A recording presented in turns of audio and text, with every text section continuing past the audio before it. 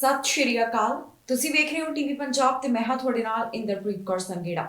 ਖਬਰਾਂ ਦੇ ਇਸ ਬੁਲੇਟਿਨ ਵਿੱਚ ਤੁਹਾਡਾ ਸਵਾਗਤ ਹੈ। ਸਭ ਤੋਂ ਪਹਿਲਾਂ ਨਜ਼ਰ ਮਾਰਦੇ ਹਾਂ ਹੈਡਲਾਈਨਸ ਤੇ। ਮੁੜ ਖੁੱਲਾ ਬਾਰਡਰ, ਕਈ ਥਾਂ ਤੇ ਕਾਰਵਾਈ। ਪ੍ਰਦਰਸ਼ਨ ਦੌਰਾਨ ਹਥਿਆਰ ਬਰਾਮਦ, ਪੁਲਿਸ ਵੱਲੋਂ 11 ਜਾਣੇ ਗ੍ਰਿਫਤਾਰ। ਇਮੀਗ੍ਰੇਸ਼ਨ ਮੰਤਰੀ ਦਾ ਵੱਡਾ ਐਲਾਨ, 13 ਲੱਖ ਤੋਂ ਵੱਧ ਹੋਣਗੇ ਕੈਨੇਡਾ ਵਿੱਚ ਪੱਕੇ। ਸਾਬਕਾ ਗੈਂਗਸਟਰ ਦਾ ਕਤਲ ਮਾਮਲਾ, ਪੁਲਿਸ ਨੇ ਦੋਸ਼ੀਆਂ ਦੀ ਪਹਿਚਾਣ ਕੀਤੀ ਜਨਤਕ। ਪੈਸੇ ਕਮਾਉਣਾ ਜੋੜੇ ਨੂੰ ਪਿਆ ਮਹਿੰਗਾ, ਵੱਡੇ ਧੋਖੇ ਦਾ ਹੋਏ ਸ਼ਿਕਾਰ। ਇੱਕ ਹਫ਼ਤੇ ਬਾਰਡਰ ਬੰਦ ਰਿਹਾ, ਜਿਸ ਤੋਂ ਬਾਅਦ ਇਸ ਨੂੰ ਮੁੜ ਤੋਂ ਖੋਲ ਦਿੱਤਾ ਗਿਆ। ਹੁਣ ਇੱਥੇ ਆਵਾਜਾਈ ਉਸ ਨੂੰ ਬਹਾਲ ਕਰ ਦਿੱਤਾ ਗਿਆ ਹੈ। ਪੁਲਿਸ ਵੱਲੋਂ ਇੱਥੇ ਜੋ ਪ੍ਰਦਰਸ਼ਨ ਦੌਰਾਨ ਬਾਰਡਰ ਨੂੰ ਬੰਦ ਕੀਤਾ ਗਿਆ ਸੀ, ਉਸ ਨੂੰ ਕਲੀਅਰ ਕਰ ਦਿੱਤਾ ਗਿਆ। ਇੱਕ ਹਫ਼ਤਾ ਬਾਰਡਰ ਬੰਦ ਰਹਿਣ ਤੋਂ ਬਾਅਦ ਹੁਣ ਆਖਿਰਕਾਰ ਮੁੜ ਤੋਂ ਇਸ ਨੂੰ ਖੋਲ ਦਿੱਤਾ ਗਿਆ। ਹੁਣ ਮੁੜ ਤੋਂ ਅੰਬੈਸਡਰ ਬਾਰਡਰ ਦੇ ਰਾਹੀਂ ਆਵਾਜਾਈ ਸ਼ੁਰੂ ਹੋ ਚੁੱਕੀ ਹੈ। ਪੁਲਿਸ ਵੱਲੋਂ ਜਾਣਕਾਰੀ ਸਾਂਝੀ ਕਰਦਿਆਂ ਦੱਸਿਆ ਗਿਆ ਕਿ ਇਸ ਬਾਰਡਰ ਨੂੰ ਖਾਲੀ ਕਰਵਾਉਣ ਵਾਸਤੇ ਉਨ੍ਹਾਂ ਨੂੰ ਕਈ ਜਾਣੇ ਗ੍ਰਿਫਤਾਰ ਕਰਨੇ ਪਏ। ਪੁਲਿਸ ਵੱਲੋਂ ਇਸ ਦੌਰਾਨ 2 ਦਰਜਨ ਤੋਂ ਵੱਧ ਲੋਕਾਂ ਨੂੰ ਗ੍ਰਿਫਤਾਰ ਕੀਤਾ ਗਿਆ। ਵਿੰਡਸਰ ਪੁਲਿਸ ਵੱਲੋਂ ਪਹਿਲਾਂ ਹੀ ਚੇਤਾਵਨੀ ਦੇ ਦਿੱਤੀ ਗਈ ਸੀ ਕਿ ਉਨ੍ਹਾਂ ਵੱਲੋਂ ਇੱਥੇ ਗਲਤ ਚੀਜ਼ਾਂ ਬਰਦਾਸ਼ਤ ਨਹੀਂ ਕੀਤੀਆਂ ਜਾਣਗੀਆਂ। ਇੱਕ ਟਵੀਟ ਦੇ ਰਾਹੀਂ ਉਨ੍ਹਾਂ ਵੱਲੋਂ ਕਿਹਾ ਗਿਆ ਸੀ ਕਿ ਇੱਥੇ ਜ਼ੀਰੋ ਟੋਲਰੈਂਸ ਹੋਵੇਗੀ। ਇਸ ਤੋਂ ਇਲਾਵਾ ਆਰਸੀਐਮਪੀ ਵੱਲੋਂ ਜਾਣਕਾਰੀ ਸਾਂਝੀ ਕਰਦਿਆਂ ਦੱਸਿਆ ਗਿਆ ਕਿ ਉਨ੍ਹਾਂ ਵੱਲੋਂ ਬ੍ਰਿਟਿਸ਼ ਕੋਲੰਬੀਆ ਬਾਰਡਰ ਕ੍ਰਾਸਿੰਗ ਤੋਂ 4 ਜਾਣਿਆਂ ਨੂੰ ਗ੍ਰਿਫਤਾਰ ਕੀਤਾ ਗਿਆ।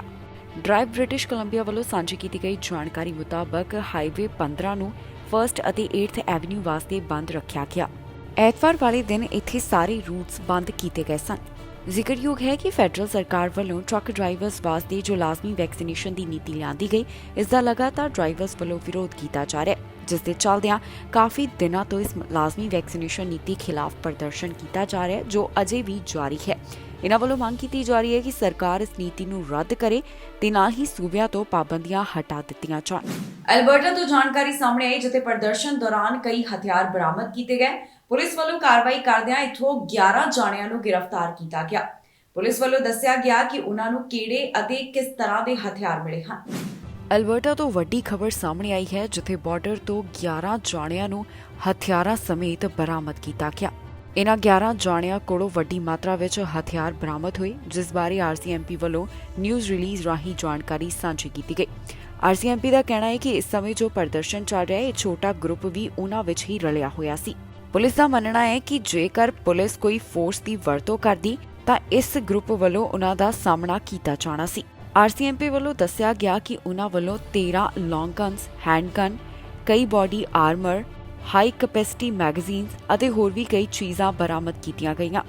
ਪੁਲਿਸ ਵੱਲੋਂ ਹੁਣ 11 ਜਾਣਿਆਂ ਨੂੰ ਗ੍ਰਿਫਤਾਰ ਕਰ ਇਨ੍ਹਾਂ ਨੂੰ ਡਿਟੇਨ ਕੀਤਾ ਗਿਆ। ਫਿਲਹਾਲ ਇਸ ਮਾਮਲੇ ਦੀ ਵਧੇਰੇ ਜਾਂਚ ਕੀਤੀ ਜਾ ਰਹੀ ਹੈ। ਇਸ ਤੋਂ ਬਾਅਦ ਐਲਬਰਟਾ ਦੇ ਪ੍ਰੀਮੀਅਰ ਜੈਸਨ ਕੈਨੀ ਵੱਲੋਂ ਵੀ ਆਪਣੇ ਵਿਚਾਰ ਸਾਂਝੇ ਕੀਤੇ ਗਏ। ਉਹਨਾਂ ਦਾ ਕੀ ਕਹਿਣਾ ਹੈ, ਆਓ ਤੁਹਾਨੂੰ ਸੁਣਾਉਂਦੇ ਹਾਂ। Albertans, myself foremost, have been frustrated with the ongoing blockade, the interruption of other people's lives, the violation of other people's rights, the safety hazard that this represents, and we'll be very distressed to learn about this small group that apparently have had violent intent that were involved and have been identified and now detained. This underscores the severity of what has been happening. And to those who have been impatient about enforcement, I ask them to understand that this investigation has been ongoing over the past week. And the RCMP obviously did not want to escalate the situation that could provoke potential violence until they had a tactical plan in place at the appropriate time to take enforcement action and to seize these weapons, as they've done early this morning. And so now that the RCMP has successfully resolved this potential threat, they will proceed, I'm informed, with enforcement against others who are involved in the blockade at and around Coutts. The Government of Alberta has successfully procured all of the necessary heavy equipment and service to operate that equipment to assist the police in removing commercial vehicles and other vehicles that may be blocking our highways.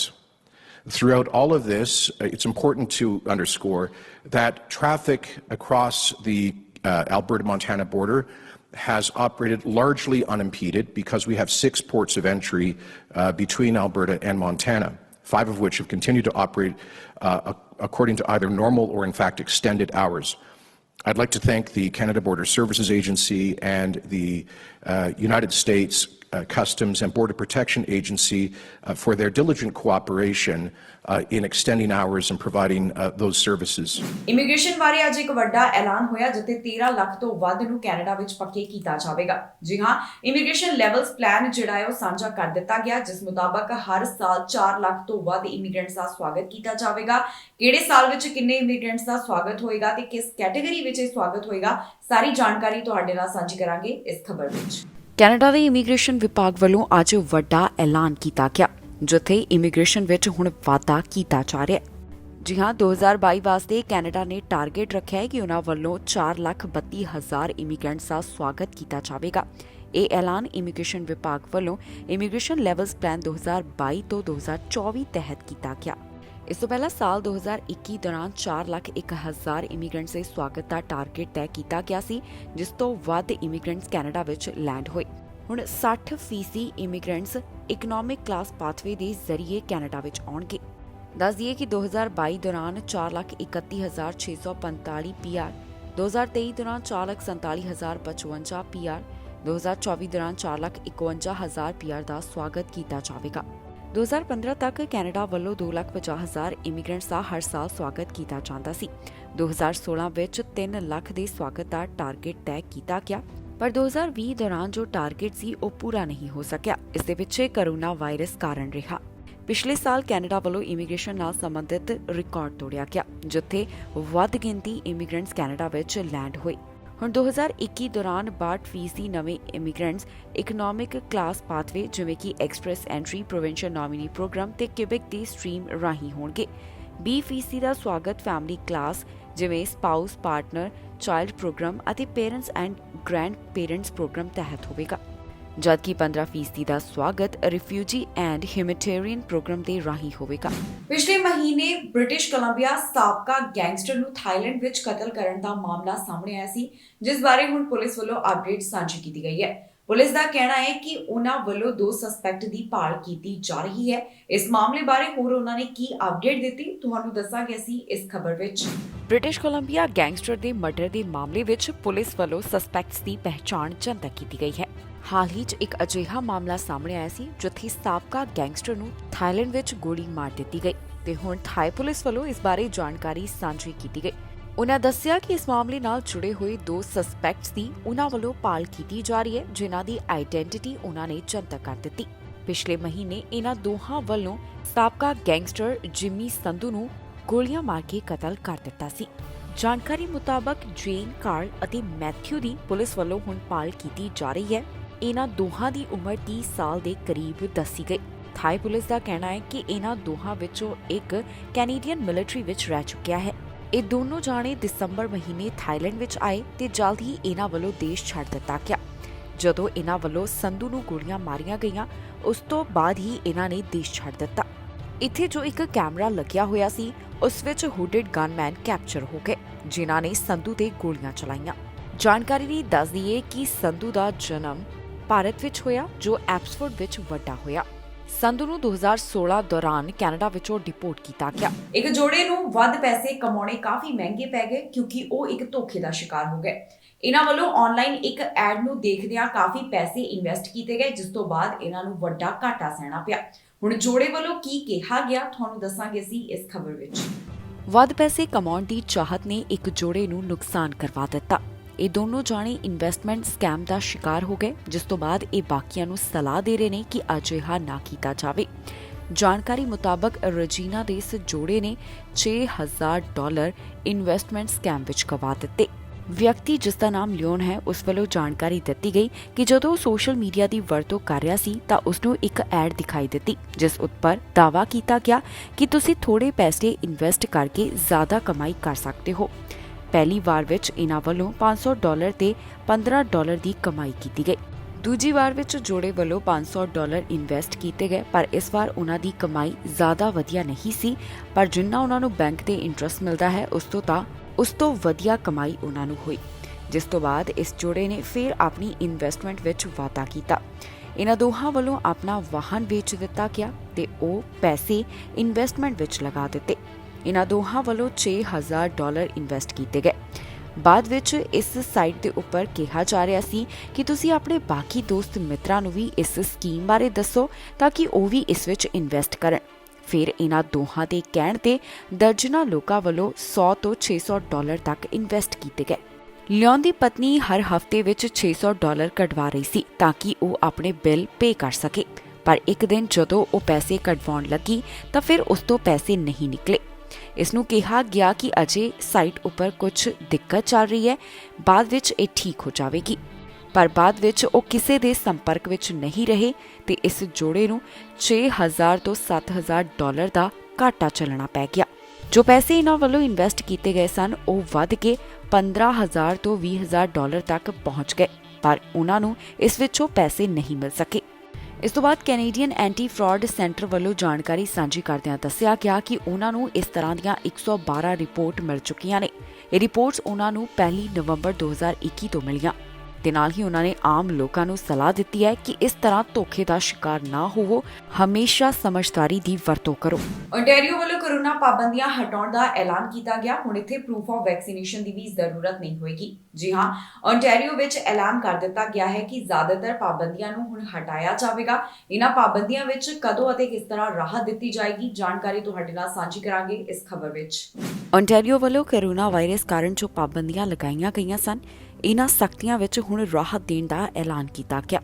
Ontario ਵੱਲੋਂ ਹੁਣ vaccine passport system ਨੂੰ ਖਤਮ ਕੀਤਾ ਜਾ ਰਿਹਾ ਹੈ। ਜੀ ਹਾਂ, ਐਲਬਰਟਾ ਅਤੇ ਸਸਕੈਚੁਆਨ ਵੱਲੋਂ ਕੀਤੇ ਗਏ ਐਲਾਨ ਤੋਂ ਬਾਅਦ ਹੁਣ ਓਨਟਾਰੀਓ ਦਾ ਕਹਿਣਾ ਹੈ ਕਿ ਇੱਥੇ ਵੀ ਸੂਬੇ ਅੰਦਰ ਵੈਕਸੀਨ ਪਾਸਪੋਰਟ ਸਿਸਟਮ ਨੂੰ ਖਤਮ ਕੀਤਾ ਜਾ ਰਿਹਾ ਹੈ। ਪ੍ਰੋਵਿੰਸ ਵਿੱਚ 1 ਮਾਰਚ ਤੋਂ ਵੈਕਸੀਨ ਪਾਸਪੋਰਟ ਸਿਸਟਮ ਖਤਮ ਹੋਣ ਜਾ ਰਿਹਾ ਹੈ। ਪ੍ਰੋਵਿੰਸ ਵਿੱਚ ਲਾਜ਼ਮੀ ਮਾਸਕ ਦੀ ਸ਼ਰਤ ਅਜੇ ਵੀ ਲਾਗੂ ਰਹੇਗੀ।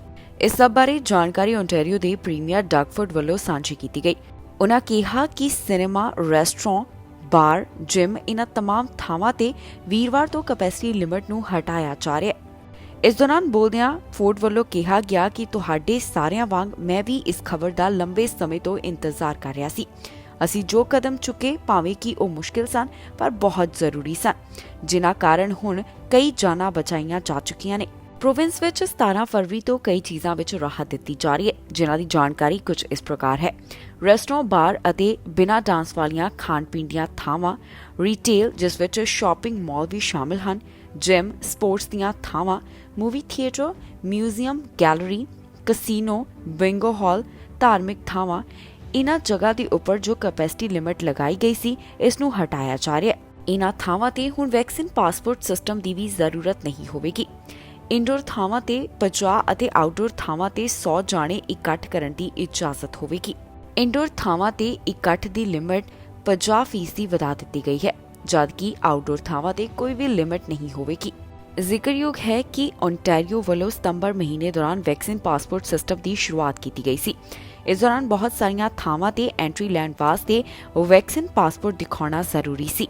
ਮੌਜੂਦਾ ਸਮੇਂ ਓਨਟਾਰੀਓ ਵਿੱਚ ਲਾਜ਼ਮੀ ਵੈਕਸੀਨੇਸ਼ਨ ਨੀਤੀ ਖਿਲਾਫ ਜੋ ਪ੍ਰੋਟੈਸਟ ਕੀਤਾ ਜਾ ਰਿਹਾ ਹੈ, ਇਸ ਤੋਂ ਬਾਅਦ ਇੱਥੇ ਸਟੇਟ ਆਫ ਐਮਰਜੈਂਸੀ ਲਗਾਈ ਗਈ ਹੈ ਤੇ ਅੱਜ ਕੋਰੋਨਾ ਪਾਬੰਦੀਆਂ ਹਟਾਉਣ ਬਾਰੇ ਓਨਟਾਰੀਓ ਦਾ ਐਲਾਨ ਸਾਹਮਣੇ ਆਇਆ।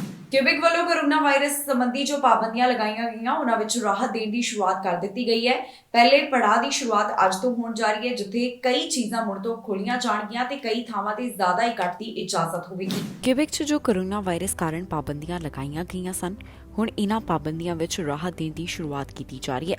ਕਿਊਬਿਕ ਹੁਣ ਆਪਣੇ ਰੀਓਪਨਿੰਗ ਦੇ ਅਗਲੇ ਪੜਾਅ ਵਿੱਚ ਦਾਖਲ ਹੋ ਚੁੱਕਿਆ। ਇੱਥੇ ਜਿਮ ਅਤੇ ਸਪਾ ਮੁੜ ਤੋਂ ਖੋਲ੍ਹੇ ਜਾ ਸਕਣਗੇ। ਕਿਊਬਿਕ ਵਿੱਚ ਇਹਨਾਂ ਜਿਮ ਅਤੇ ਸਪਾਸ ਨੂੰ 50% ਕੈਪੈਸਿਟੀ ਲਿਮਟ ਨਾਲ ਮੁੜ ਤੋਂ ਖੋਲ੍ਹਿਆ ਜਾ ਰਿਹਾ ਹੈ। ਅੱਜ ਤੋਂ ਹੀ ਕਿਊਬਿਕ ਵਿੱਚ ਇੰਡੋਰ ਸਪੋਰਟਸ ਅਤੇ ਹੋਰ ਚੀਜ਼ਾਂ ਨੂੰ ਖੋਲ੍ਹ ਦਿੱਤਾ ਜਾਵੇਗਾ। ਯੂਨੀਵਰਸਿਟੀਜ਼ ਅਤੇ ਕਾਲਜਿਸ ਵਿੱਚ ਇੱਕ ਗਰੁੱਪ ਵਿੱਚ 25 ਪਾਰਟਿਸਪੈਂਟਸ ਦੀ ਇਜਾਜ਼ਤ ਹੋਵੇਗੀ। ਜੋ ਆਊਟਡੋਰ ਇਵੈਂਟਸ ਉੱਪਰ ਕੈਪੈਸਿਟੀ ਲਗਾਈ ਗਈ ਸੀ, ਉਸ ਨੂੰ ਹੁਣ 5000 ਲੋਕਾਂ ਤੱਕ ਵਧਾ ਦਿੱਤਾ ਗਿਆ ਹੈ, ਜਿਸ ਦਾ ਮਤਲਬ ਹੈ ਕਿ ਆਊਟਡੋਰ ਇਵੈਂਟ ਵਿੱਚ 5000 ਤੱਕ ਲੋਕ ਸ਼ਾਮਿਲ ਹੋ ਸਕਣਗੇ। ਇੱਥੇ ਸਪੋਰਟਸ ਕੰਪੀਟੀਸ਼ਨਸ ਅਤੇ ਟੂਰਨਾਮੈਂਟਸ ਅਜੇ ਵੀ 28 ਫਰਵਰੀ ਤੱਕ ਬੰਦ ਰੱਖੇ ਜਾਣਗੇ। ਹਾਲ ਹੀ 'ਚ ਪ੍ਰੀਮੀਅਰ ਵੱਲੋਂ ਐਲਾਨ ਕਰਦਿਆਂ ਦੱਸਿਆ ਗਿਆ ਸੀ ਕਿ ਕਦੋਂ ਅਤੇ ਕਿਹੜੇ ਦਿਨ ਤੋਂ ਕਿਹੜੀਆਂ ਚੀਜ਼ਾਂ ਵਿੱਚ ਰਾਹਤ ਦਿੱਤੀ ਜਾ ਰਹੀ ਹੈ। ਦੱਸ ਦਈਏ ਕਿ ਕਿਊਬਿਕ ਵਿੱਚ ਜ਼ਿਆਦਾਤਰ ਪਾਬੰਦੀਆਂ 14 ਮਾਰਚ ਨੂੰ ਹਟਾ ਦਿੱਤੀਆਂ ਜਾਣਗੀਆਂ, ਪਰ ਇੱਥੇ ਵੈਕਸੀਨ ਪਾਸਪੋਰਟ ਸਿਸਟਮ ਅਤੇ ਲਾਜ਼ਮੀ ਮਾਸਕ ਅਜੇ ਵੀ ਜਾਰੀ ਰਹੇਗਾ। ਜ਼ਿਕਰਯੋਗ ਹੈ ਕਿ ਓਮਿਕਰੌਨ ਵੇਰੀਐਂਟ ਦੇ ਫੈਲਾਅ ਨੂੰ ਧਿਆਨ ਵਿੱਚ ਰੱਖਦਿਆਂ ਕਿਊਬਿਕ ਵਿੱਚ ਸਖਤੀ ਕੀਤੀ ਗਈ ਸੀ।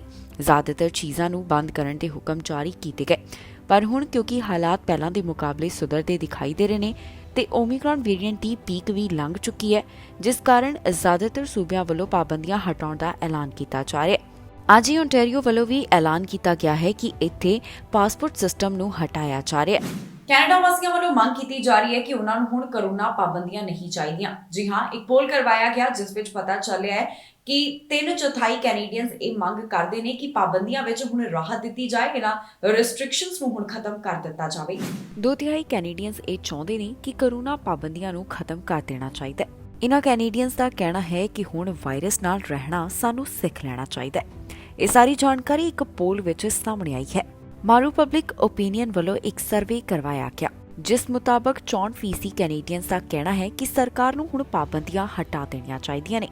ਇਨ੍ਹਾਂ ਵਿੱਚੋਂ 71% ਰਿਸਪੋਂਡੈਂਟ ਕਿਊਬਿਕ, 65% ਐਲਬਰਟਾ, 65% ਓਨਟਾਰੀਓ ਨਾਲ ਸੰਬੰਧਿਤ ਹਨ। ਬ੍ਰਿਟਿਸ਼ ਕੋਲੰਬੀਆ ਵਾਸਤੇ ਇਹ ਗਿਣਤੀ 48%, ਮੈਨੀਟੋਬਾ ਅਤੇ ਸਸਕੈਚੁਆਨ ਵਾਸਤੇ 41%, ਐਟਲਾਂਟਿਕ ਕੈਨੇਡਾ ਵਾਸਤੇ 39% ਦੀ ਰਹੀ। ਇਸ ਪੋਲ ਵਿੱਚ ਇਹ ਵੀ ਗੱਲ ਨਿਕਲ ਕੇ ਸਾਹਮਣੇ ਆਈ ਹੈ ਕਿ 53% ਕੈਨੇਡੀਅਨਸ ਇਹ ਮੰਨਦੇ ਨੇ ਕਿ ਅਜੇ ਧਿਆਨ ਦੇਣ ਦੀ ਜ਼ਰੂਰਤ ਹੈ। ਇਨ੍ਹਾਂ ਵਿੱਚ ਐਲਬਰਟਾ ਤੋਂ 62%, ਕਿਊਬਿਕ ਤੋਂ 62%, ਬ੍ਰਿਟਿਸ਼ ਕੋਲੰਬੀਆ ਤੋਂ 41% ਤੇ ਐਟਲਾਂਟਿਕ ਕੈਨੇਡਾ ਤੋਂ 44% ਰਿਸਪੋਂਡੈਂਟਸ ਹਨ। ਇਸ ਤੋਂ ਇਲਾਵਾ 45% ਕੈਨੇਡੀਅਨਸ ਇਹ ਵੀ ਮੰਨਦੇ ਨੇ ਕਿ ਇਹ ਸਮਾਂ ਆ ਚੁੱਕਿਆ ਹੈ ਜਦੋਂ ਚੀਫ ਮੈਡੀਕਲ ਆਫੀਸਰਸ ਅਤੇ ਹੈਲਥ ਆਫੀਸ਼ੀਅਲਸ ਸਟੈਂਡ ਬੈਕ ਕਰਨ। ਜਾਣਕਾਰੀ ਲਈ ਦੱਸ ਦਈਏ ਕਿ ਇਸ ਸਰਵੇ ਵਿੱਚ 1506 ਕੈਨੇਡੀਅਨਸ ਨੂੰ ਸ਼ਾਮਿਲ ਕੀਤਾ ਗਿਆ ਅਤੇ ਇਹ ਫਰਵਰੀ 9 ਨੂੰ ਕਰਵਾਇਆ ਗਿਆ। ਜ਼ਿਕਰਯੋਗ ਹੈ ਕਿ ਮਾਰਚ 2020 ਤੋਂ ਕੈਨੇਡਾ ਵੱਲੋਂ ਕੋਰੋਨਾ ਵਾਇਰਸ ਕਾਰਨ ਪਾਬੰਦੀਆਂ ਲਗਾਈਆਂ ਗਈਆਂ, ਪਰ ਬਾਅਦ ਵਿੱਚ ਸੂਬਿਆਂ ਵੱਲੋਂ ਰੀਓਪਨਿੰਗ ਪਲਾਨ ਸਾਂਝੇ ਕੀਤੇ ਗਏ। ਇੱਕ ਵਾਰ ਫਿਰ ਤੋਂ ਜਦੋਂ ਓਮਿਕਰੌਨ ਵੇਰੀਐਂਟ ਦਾ ਫੈਲਾਅ ਹੋਇਆ ਤਾਂ ਫਿਰ ਸੂਬਿਆਂ ਵੱਲੋਂ ਮੁੜ ਤੋਂ ਸਖਤੀ ਕਰ ਦਿੱਤੀ ਗਈ। ਪਰ ਹੁਣ ਕਿਉਂਕਿ ਸਖਤੀਆਂ ਨੂੰ ਕਾਫੀ ਸਮਾਂ ਹੋ ਚੁੱਕਿਆ ਹੈ, ਲੋਕ ਚਾਹੁੰਦੇ ਨੇ ਕਿ ਇਹਨਾਂ ਪਾਬੰਦੀਆਂ ਵਿੱਚ ਰਾਹਤ ਦਿੱਤੀ ਜਾਵੇ। ਹੁਣ ਇਹ ਵੀ ਦੇਖਣ ਦੇ ਵਿੱਚ ਆ ਰਿਹਾ ਹੈ ਕਿ ਜ਼ਿਆਦਾਤਰ ਸੂਬਿਆਂ ਵੱਲੋਂ ਲਗਭਗ ਸਾਰੀਆਂ ਪਾਬੰਦੀਆਂ ਚੁੱਕੀਆਂ ਜਾ ਰਹੀਆਂ ਨੇ। ਅੱਜ ਓਨਟਾਰੀਓ ਵੱਲੋਂ ਵੀ ਐਲਾਨ ਕਰ ਦਿੱਤਾ ਗਿਆ ਕਿ ਉਹਨਾਂ ਵੱਲੋਂ ਪਾਬੰਦੀਆਂ ਵਿੱਚ ਢਿੱਲ ਦਿੱਤੀ ਜਾ ਰਹੀ ਹੈ। ਇੱਥੇ ਪ੍ਰੂਫ ਆਫ ਵੈਕਸੀਨੇਸ਼ਨ ਦੀ ਹੁਣ ਜ਼ਰੂਰਤ ਨਹੀਂ ਹੋਵੇਗੀ। ਇਸ ਤੋਂ ਪਹਿਲਾਂ ਸਸਕੈਚੁਆਨ ਵੱਲੋਂ ਵੀ ਇਸ ਤਰ੍ਹਾਂ ਦਾ ਐਲਾਨ ਕੀਤਾ ਜਾ ਚੁੱਕਿਆ ਹੈ ਤੇ ਬਾਕੀ ਸੂਬੇ ਵੀ ਹੁਣ ਹੌਲੀ-ਹੌਲੀ ਕਰਕੇ ਪਾਬੰਦੀਆਂ ਵਿੱਚ ਰਾਹਤ ਦੇ ਰਹੇ ਹਨ। ਤੇ ਪੋਲ ਤੋਂ ਵੀ ਇਹ ਜਾਣਕਾਰੀ ਸਾਹਮਣੇ ਆ ਰਹੀ ਹੈ ਕਿ ਜ਼ਿਆਦਾਤਰ ਕੈਨੇਡੀਅਨਸ ਚਾਹੁੰਦੇ ਨੇ ਕਿ ਹੁਣ ਸਖਤੀਆਂ ਹਟਾ ਦਿੱਤੀਆਂ ਜਾਣ। ਟਿਕਟੌਕ ਦੇ ਉੱਪਰ ਪਿਆਰ ਪਿਆ ਤੇ ਪਿਆਰ ਕਾਫੀ ਮਹਿੰਗਾ ਪੈ ਗਿਆ। ਦਰਅਸਲ ਇੱਕ ਔਰਤ ਰੋਮਾਂਸ ਸਕੈਮ ਦਾ ਸ਼ਿਕਾਰ ਹੋ ਗਈ, ਜਿਸ ਤੋਂ ਬਾਅਦ ਉਹ ਹੁਣ ਹੱਡ ਬੀਤੀ ਦੱਸਦੀ ਹੋਈ ਨਜ਼ਰ ਆ ਰਹੀ ਹੈ। ਇਸ ਔਰਤ ਵੱਲੋਂ ਦੱਸਿਆ ਜਾ ਰਿਹਾ ਹੈ ਕਿ ਕਿਵੇਂ ਟਿਕਟੌਕ ਦੇ ਉੱਪਰ ਜੋ ਉਸਨੂੰ ਸ਼ਖਸ ਮਿਲਿਆ ਉਸਨੇ ਉਸ ਤੋਂ ਕਾਫੀ ਪੈਸੇ ਠੱਗ ਲਏ। ਟੋਰਾਂਟੋ ਦੀ ਇੱਕ ਔਰਤ ਨੂੰ ਸੋਸ਼ਲ ਮੀਡੀਆ ਤੇ ਪਿਆਰ ਕਰਨਾ ਕਾਫੀ ਭਾਰੀ ਪੈ ਗਿਆ ਕਿਉਂਕਿ ਉਹ ਰੋਮਾਂਸ ਸਕੈਮ ਦਾ ਸ਼ਿਕਾਰ ਹੋ ਗਈ। ਹੁਣ ਇਸ ਤੋਂ ਬਾਅਦ ਆਮ ਲੋਕਾਂ ਨੂੰ ਕਿਹਾ ਜਾ ਰਿਹਾ ਹੈ ਕਿ ਉਹ ਵੀ ਸਾਵਧਾਨ ਹੋ ਜਾਣ। ਜੋ ਔਰਤ ਰੋਮਾਂਸ ਸਕੈਮ ਦਾ ਸ਼ਿਕਾਰ ਹੋਈ ਉਸ ਦਾ ਨਾਮ ਸਿੰਡੀ ਬਰਾਊਨ ਦੱਸਿਆ ਗਿਆ, ਜੋ ਕਿ ਟਿਕਟੌਕ ਦੇ ਜ਼ਰੀਏ ਇੱਕ ਵਿਅਕਤੀ ਨੂੰ ਮਿਲੀ। ਬਾਅਦ ਵਿੱਚ ਉਹਨਾਂ ਦੀ ਗੱਲਬਾਤ WhatsApp ਤੇ ਹੋਣ ਲੱਗੀ। ਜਿਸ ਵਿਅਕਤੀ ਨਾਲ ਉਸ ਦੀ ਗੱਲਬਾਤ ਹੋ ਰਹੀ ਸੀ ਉਸਨੇ ਕਿਹਾ ਕਿ ਉਸ ਦੀ ਪਤਨੀ ਕੈਂਸਰ ਕਾਰਨ ਮਰ ਗਈ ਹੈ ਤੇ ਬਾਅਦ ਵਿੱਚ ਬਰਾਊਨ ਵੱਲੋਂ ਵੀ ਦੱਸਿਆ ਗਿਆ ਕਿ ਉਸ ਦੇ ਪਹਿਲੇ ਪਤੀ ਦੀ ਮੌਤ ਹੋ ਚੁੱਕੀ ਹੈ ਤੇ ਦੂਸਰਾ ਉਸ ਉੱਪਰ ਚੀਟ ਕਰ ਰਿਹਾ ਹੈ। ਫਿਰ ਦੋਨੋਂ ਰੋਜ਼ਾਨਾ WhatsApp ਤੇ ਗੱਲ ਕਰਨ ਲੱਗੇ ਤੇ ਹੁਣ ਔਰਤ ਦਾ ਕਹਿਣਾ ਹੈ ਕਿ ਉਹ ਵੱਡੇ ਧੋਖੇ ਦਾ ਸ਼ਿਕਾਰ ਹੋ ਚੁੱਕੀ ਹੈ। ਉਸ ਨੂੰ $26,000 ਦਾ ਨੁਕਸਾਨ ਹੋ ਚੁੱਕਿਆ ਹੈ, ਜਿਸ ਦੀ ਕੈਨੇਡੀਅਨ ਐਂਟੀ ਫਰਾਡ ਸੈਂਟਰ ਵੱਲੋਂ ਜਾਣਕਾਰੀ ਸਾਂਝੀ ਕੀਤੀ ਗਈ। ਏਜੰਸੀ ਦਾ ਕਹਿਣਾ ਹੈ ਕਿ 2020 ਵਿੱਚ ਉਹਨਾਂ ਨੂੰ ਜੋ ਸ਼ਿਕਾਇਤਾਂ ਮਿਲੀਆਂ ਇਸ ਮੁਤਾਬਕ $28 ਮਿਲੀਅਨ ਦਾ ਨੁਕਸਾਨ ਹੋਇਆ। 2021 ਵਿੱਚ ਇਹ ਅੰਕੜਾ ਵੱਧ ਕੇ $64 ਮਿਲੀਅਨ ਤੇ ਪਹੁੰਚ ਗਿਆ। ਹਰ ਸਾਲ ਰੋਮਾਂਸ ਸਕੈਮ ਦਾ ਸ਼ਿਕਾਰ ਹੋਣ ਵਾਲਿਆਂ ਦੀ ਗਿਣਤੀ ਵਧਦੀ ਜਾ ਰਹੀ ਹੈ, ਜਿਸ ਬਾਰੇ ਪੁਲਿਸ ਵੱਲੋਂ ਲਗਾਤਾਰ ਚੇਤਾਵਨੀ ਵੀ ਦਿੱਤੀ ਜਾ ਰਹੀ ਹੈ।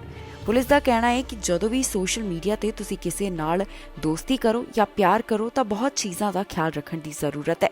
ਇਹ ਦੇਖਣਾ ਜ਼ਰੂਰੀ ਹੈ ਕਿ ਸੋਸ਼ਲ ਮੀਡੀਆ ਉੱਪਰ ਜੋ ਡੇਟਿੰਗ ਪ੍ਰੋਫਾਈਲ ਹੈ ਉਹ ਜ਼ਿਆਦਾ ਚੰਗੀ ਤਾਂ ਨਹੀਂ ਕਿ ਤੁਸੀਂ ਉਸ ਨੂੰ ਮੰਨ ਹੀ ਨਾ ਸਕੋ, ਜਾਂ ਜੇਕਰ ਕੋਈ ਵਿਅਕਤੀ ਬਹੁਤ ਛੇਤੀ ਤੁਹਾਡੇ ਨਾਲ ਪਿਆਰ ਵਿੱਚ ਪੈ ਜਾਂਦਾ ਹੈ ਪਰ ਉਹ ਤੁਹਾਨੂੰ ਮਿਲਣਾ ਨਹੀਂ ਚਾਹੁੰਦਾ ਤੇ ਉਹ ਤੁਹਾਨੂੰ ਮਿਲਣ ਵਾਸਤੇ ਕਈ ਬਹਾਨੇ ਬਣਾਉਂਦਾ ਹੈ, ਜਾਂ ਫਿਰ ਉਹ ਕਹਿੰਦਾ ਹੈ ਕਿ ਤੁਸੀਂ ਆਪਣੇ ਪਰਿਵਾਰਕ ਮੈਂਬਰ ਜਾਂ ਦੋਸਤਾਂ ਨਾਲ ਉਸਦੇ ਪਿਆਰ ਬਾਰੇ ਗੱਲ ਨਾ ਕਰੋ, ਜਾਂ ਫਿਰ ਉਸ ਦਾ ਮੈਸੇਜ ਬਹੁਤ ਅਜੀਬ ਤਰੀਕੇ ਨਾਲ ਲਿਖਿਆ ਹੁੰਦਾ ਹੈ, ਤਾਂ ਫਿਰ ਤੁਹਾਨੂੰ ਧਿਆਨ ਦੇਣ ਦੀ ਜ਼ਰੂਰਤ ਹੈ। ਤੁਸੀਂ ਵੀ ਕਿਸੇ ਧੋਖੇ ਦਾ ਸ਼ਿਕਾਰ ਨਾ ਹੋ ਜਾਵੋ। ਔਟਵਾ ਵਿੱਚ ਇਸ ਸਮੇਂ ਜੋ ਪ੍ਰੋਟੈਸਟ ਹੋ ਰਿਹਾ ਇਸ ਬਾਰੇ ਜੱਜ ਵੱਲੋਂ ਫੈਸਲਾ ਸੁਣਾਇਆ ਗਿਆ। ਇੱਥੇ ਕਈ ਤਰ੍ਹਾਂ ਦੀਆਂ ਚੀਜ਼ਾਂ ਤੋਂ ਹੁਣ ਰੋਕ ਲਗਾਈ ਜਾ ਰਹੀ ਹੈ। ਜੱਜ ਵੱਲੋਂ ਕੀ ਕਿਹਾ ਗਿਆ ਤੁਹਾਨੂੰ ਦੱਸਾਂਗੇ ਅਸੀਂ ਇਸ ਖਬਰ ਵਿੱਚ।